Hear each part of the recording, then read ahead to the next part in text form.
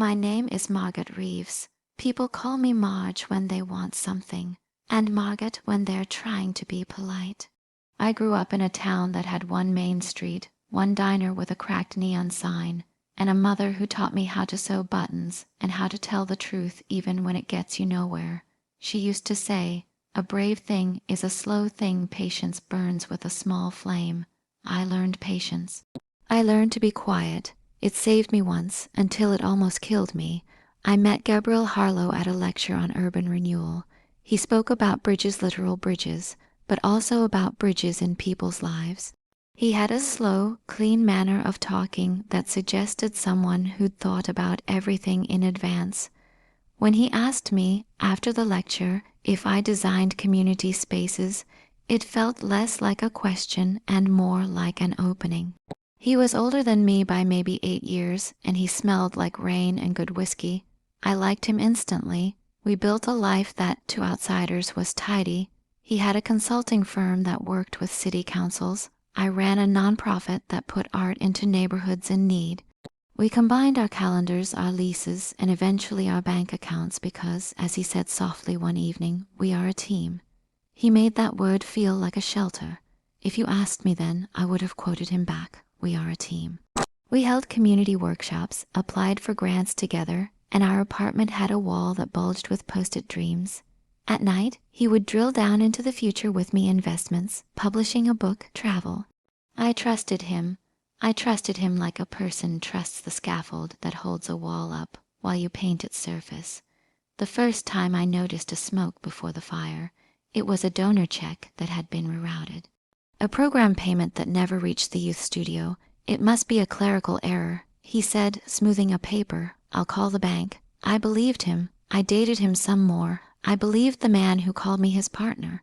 Then a winter Sunday, when the city had that particular gray that seems like a consolation, I came home early. Gabriel had a client dinner, he'd said, or so his calendar told me. The apartment smelled like lemon oil and his cologne. On the dining table lay a thick envelope with Harlow Consulting, printed in blue. Inside were documents and my name scribbled as the author of a grant proposal I had written 3 months earlier. The irony felt absurd. The very thing that kept our programs alive, the grant applications I'd labored over, were signed under his name. I pulled the pages and read the line items. There were line transfers in, transfers out, and then a string that jutted to a shell company, Meridian Holdings. I remember the cold sliding under my feet. A second later, his car rolled silently into the driveway. He walked in smiling, then saw my face, that smile shed like wallpaper. "What's wrong?" he said, as if I dropped some trouble into his ordered life.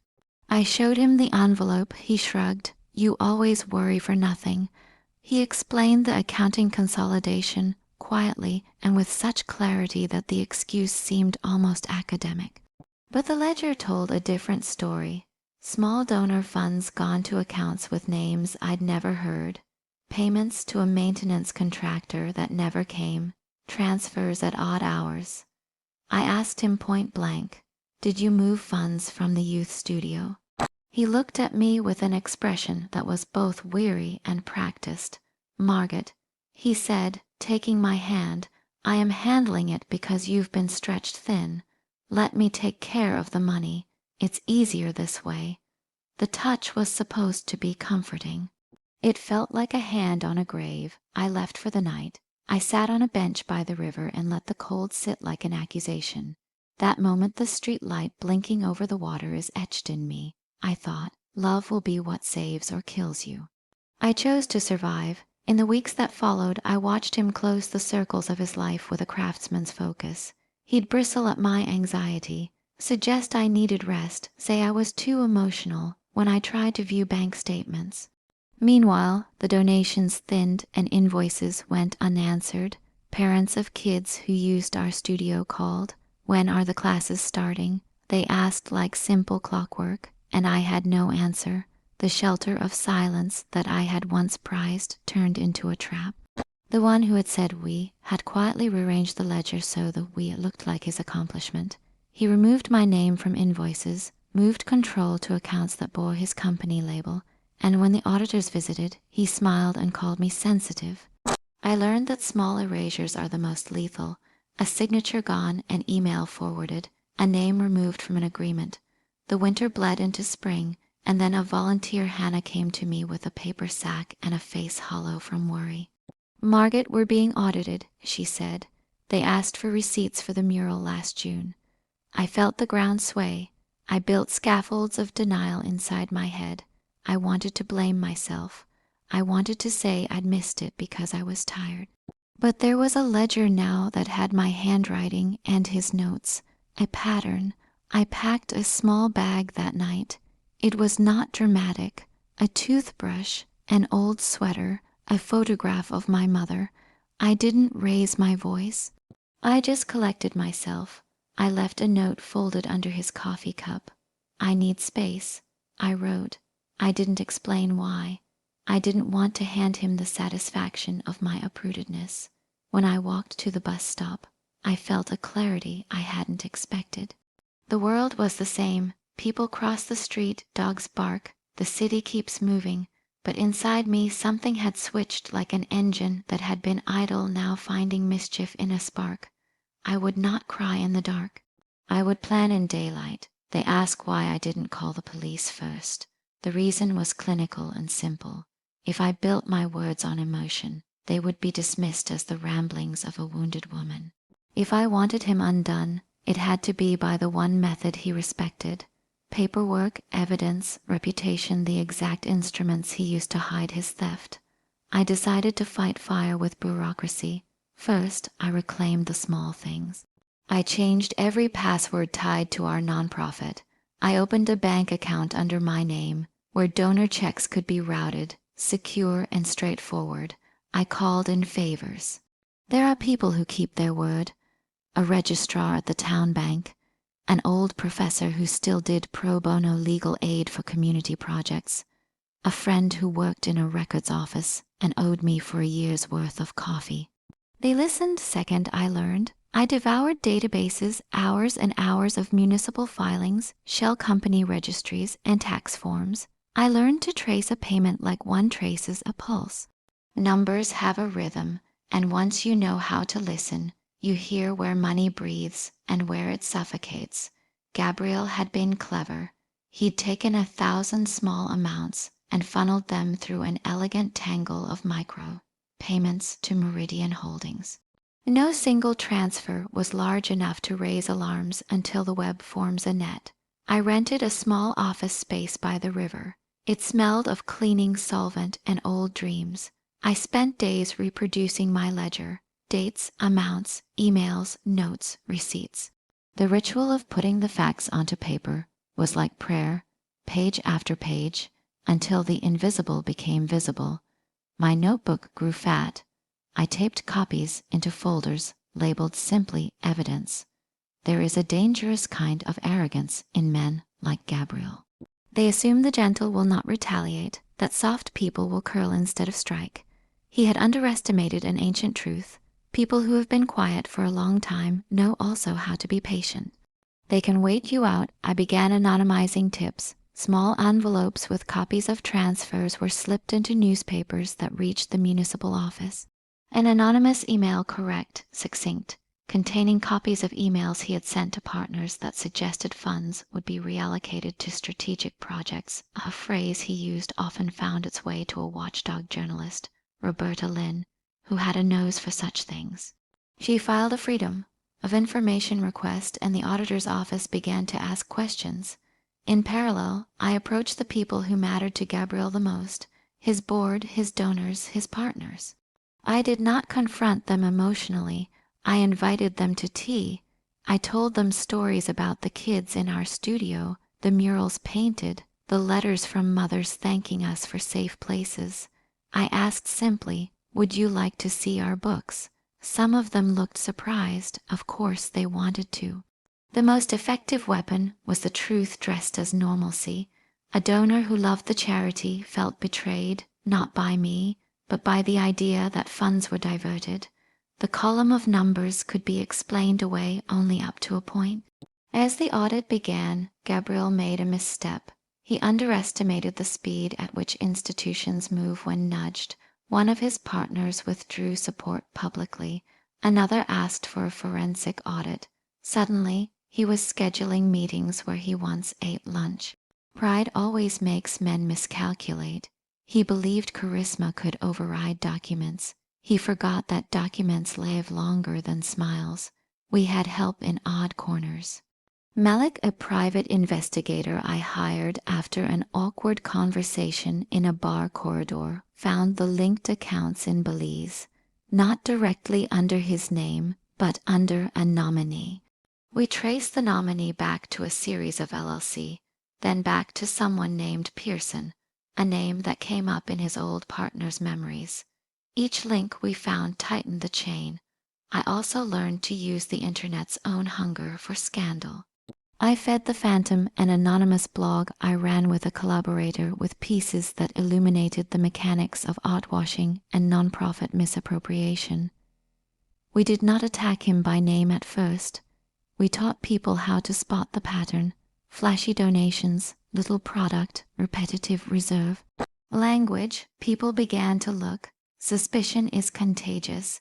The day the lead article came out, questionable transfers at Harlow Foundation, I felt an odd mixture of sorrow and relief. Gabriel called. At first, he ranted and demanded explanations. Then he pleaded. He asked me to keep him. He told me he was tired and confused. He seemed suddenly weary of the man he'd become. Margot, he said once, voice thin, I can fix this. I can come clean. Let me explain. He proffered the old choreography: remorse, tears, the promise of I'll make it right. I listened not because I wanted to be soothed, but to measure. He was still the same actor who believed in script over substance. When he asked me to meet, I agreed. We met in a museum cafe, public, neutral, the sort of place with small, scrubbed tables and the sound of footsteps that felt like distance. He wore a sweater he always thought made him look approachable. He leaned over and said, "You were always quiet. I never thought you would retaliate." I sipped my coffee and looked at him gently. "You were wrong," I said. "There's one thing about quiet, Gabriel, it stores energy." That conversation was the preface to a series of legal and civil moves. The auditors requested documents. The board convened. Trustees were shocked and demanded accountability. I filed a formal complaint with a list of evidence. The city froze some of the accounts. The shell company managers were subpoenaed. Men who monetize reputations found their reputations taxed. It took months of legal letters and phone calls and nights sleeping with printed bank statements under my pillow. There were days when I wanted to stop to lie down on the couch and take sleeping pills to let the world continue to glitter with lies. But each time I felt weakness, I opened my file and read a single line: "For the kids at the studio." That line perhaps saved me from surrendering. Meanwhile, Gabriel's public appeal to sorrow failed. He bought space in newspapers to write an op-ed about mistakes and the pressures of nonprofit work. It read like a carefully crafted apology written for a user manual, tidy, controlling, and with very little proximity to truth. I let him talk himself into a corner. The more he spoke, the more the net closed. One night, months into the legal tangle, he showed up at the door of my small office building with a lawyer and a resignation letter. There was an audience of reporters outside. He wanted to say he had learned. He wanted to keep a fraction of his dignity. That night, when cameras flashed, he did not meet my eyes.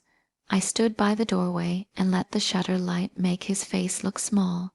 I remember the exact feeling walking away from him that night. A heavy, hollow victory, not a triumph, not a glee, mostly relief. The legal world had its slow, dull ways, but it was methodical and honest. When you have evidence, institutions must pay attention. My quiet had been converted into a language they understand. When the immediate storm subsided and meetings thinned, I found myself in an odd calm. People often imagine revenge as applause and drums. For me, revenge had been a long, precise surgery. The patient my life required a steady hand afterward. The court hearings concluded with penalties and restitution. Gabriel lost directorships and big donors withdrew. His name was not erased, but it bore the small permanent mark of scandal. There were consequences, fines, forced audits, and a reputation that would not fully recover. But the material restitution could not make me whole. The work had left my confidence scarred and my heart guarded. The studio needed to be rebuilt. We had lost funding, materials, momentum. The community felt raw. The children wanted continuity, not excuses. That was where I had to be both leader and repairer. I organized a donor night. I didn't want publicity. I wanted the people I'd served to understand that the space would return. We painted the studio over weeks. I showed up more than anyone else. I did the work I had always done, handing a paintbrush to a small hand, teaching how to mix colors, listening when a teenager said they wanted to go to design school. The work healed me. It was not heroic. It was necessary. There was a surprising kindness I met along the way.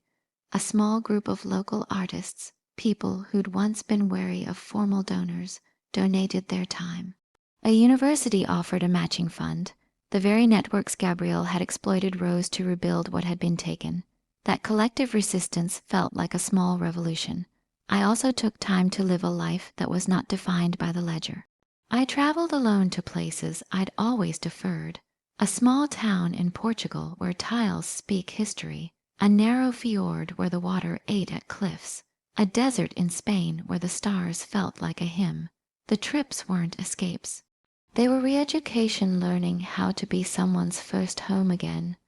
One afternoon, when I was least expecting it, a small publisher called and asked if I would write an essay about the experience.